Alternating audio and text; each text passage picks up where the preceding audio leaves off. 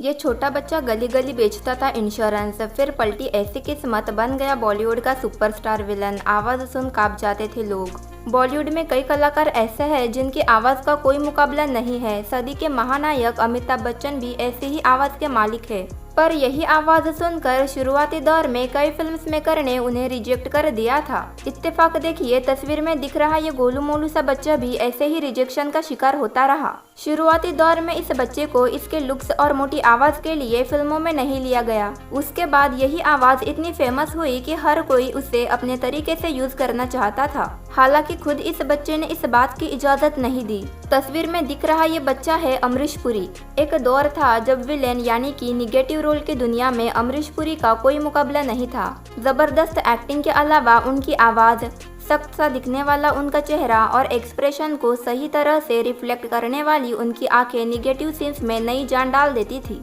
Character role में भी वो हमेशा लाजवाब रहे। जिस आवाज ने उन्हें यादगार बनाया, उसी आवाज की वजह से उन्हें कई बार रिजेक्ट किया गया। लेकिन एक बार जब अमरीश पुरी का सिक्का चल निकला, उसके बाद उन्होंने अपनी आवाज को रिकॉर्ड करने की इजाजत कभी नहीं दी। उन्होंने कभी अखबार या इंटरव्यू के लिए अपनी आवाज रिकॉर्ड नहीं होने दी। उनका मानना था कि उनकी आवाज फिल्मों में ही ज्यादा सुनाई दे। फिल्मों में आने से पहले अमरीश पुरी इंश्योरेंस बेचने का काम करते थे। वो अपनी बाइक पर बैठकर इधर उधर घूमा करते थे और इंश्योरेंस किया करते थे। 22 साल की उम्र में वो पहली बार ऑडिशन के लिए पहुंचे थे, लेकिन उन्हें अपनी आवाज और लुक से दोनों की वजह से रिजेक्शन झेलना पड़ा। जिसके बाद वो सरकारी बीमा कंपनी में बतौर क्लर्क काम करने लगे। बाद में उन्हें एक सीनियर ड्रामा टीचर ने थिएटर करने का सुझाव दिया। यही से अमरीश पुरी की जिंदगी का टर्निंग पॉइंट शुरू हुआ।